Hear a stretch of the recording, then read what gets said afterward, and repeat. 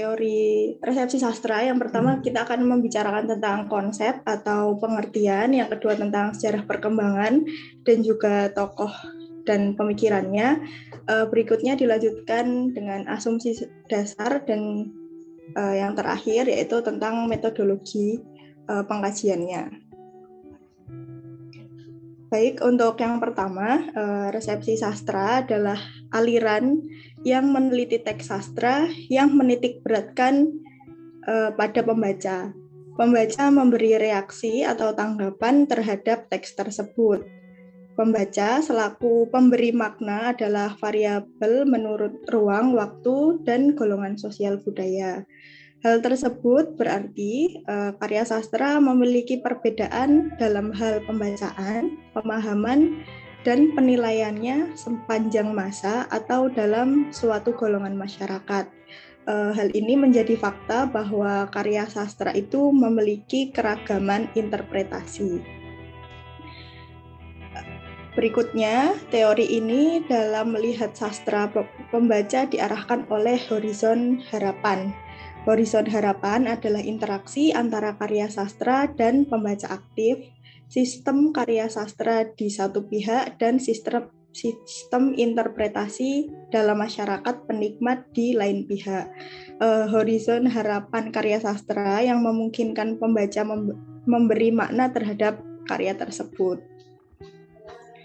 Nah, untuk sejarah perkembangannya, yang pertama itu sejarah teori sastra dimulai dari antologi mengenai teori resepsi sastra oleh Rainer Werning yang memasukkan karangan sarjana-sarjana dari Jerman.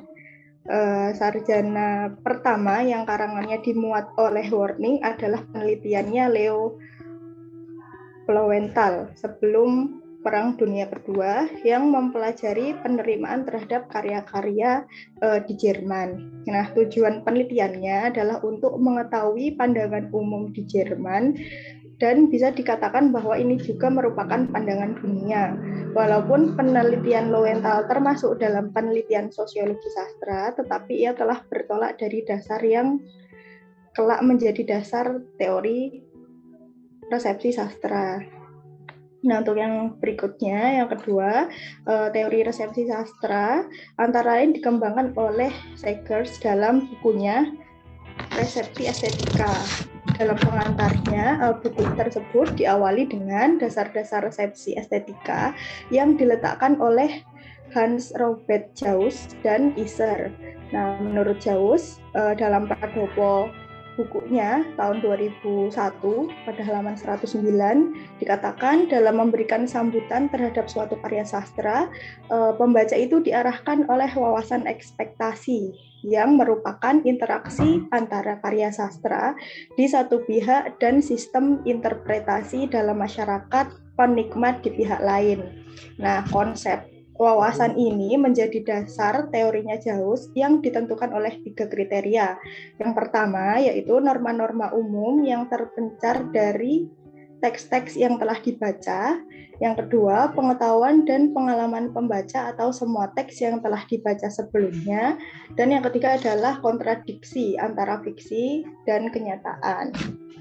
Nah, untuk perkembangan yang berikutnya yaitu menurut Junus, perkembangan resepsi sastra lebih bersemangat setelah munculnya pikiran Jauss dan Isser yang dapat dianggap memberi dasar teoretis dan epistemologis. Jauss memiliki pendekatan yang berbeda dengan Isser tentang resepsi sastra ini. Walaupun keduanya sama-sama menumpukan perhatian kepada keaktifan pembaca dalam menggunakan imajinasi mereka. Untuk yang Jauss itu melihat bagaimana pembaca memahami suatu karya seperti yang terlihat dalam pernyataan atau penilaian mereka. Dan peran karya tidak penting lagi, namun yang terpenting di sini yaitu aktivitas pembaca itu sendiri. Besarnya kalau Jauss itu adalah tentang wawasan ekspektasi dan bergerak di antara teori sastra Marxis dan formalisme Rusia, sedangkan Isser pembaca implisit dan membuat penggunaan pendekatan resepsi yang konsisten untuk penginterpretasian teks individual. Teori resepsi sastra mendasarkan diri pada teori bahwa karya sastra itu sejak terbitnya selalu mendapatkan tanggapan dari pembacanya.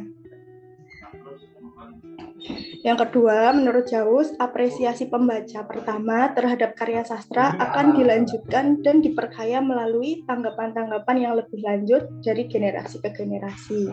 Dan yang ketiga adalah meneliti konkretisasi pembaca terhadap sebuah teks sastra. Nah, untuk metodologi yang dapat digunakan dalam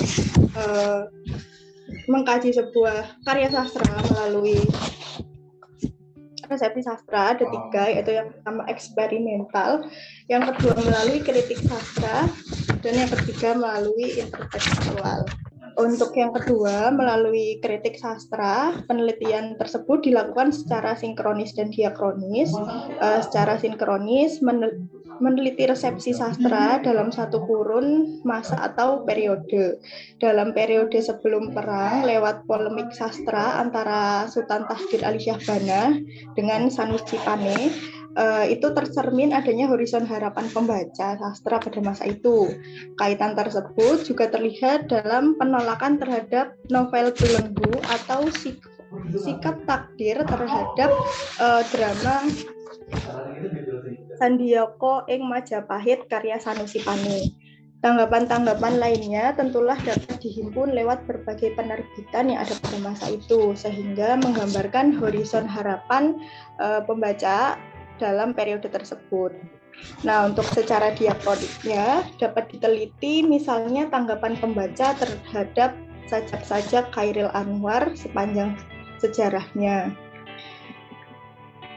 Direktur Panji Pustaka menolak sajak-sajak Chairil Anwar dan dianggap tidak berharga, tetapi kemudian HB Jasin menanggapi sajak-sajak tersebut secara positif, seperti terlihat dalam bukunya yang berjudul Chairil Anwar Pelopor Angkatan 45. Dalam masa jayanya, paham seni untuk rakyat, kritikus Lekra menolak pandangan hidup Chairil Anwar. Dalam kehidupan sastra lama, tanggapan itu tidak diberikan dalam bentuk kritik sastra, melainkan dalam berbagai versi yang diturunkan oleh sang penyalin dan disempurnakan sesuai dengan horizon harapan masyarakat pada masa itu. Hal serupa terlihat juga dalam kehidupan sastra modern yang menerbitkan kembali sastra lama, seperti yang dilakukan oleh Mangunwijaya dengan cerita Roro Mendut, drama parodi Aku Diat yang berjudul Joko Tarub, novel Arjuna Mencari Cinta, dan sebagainya.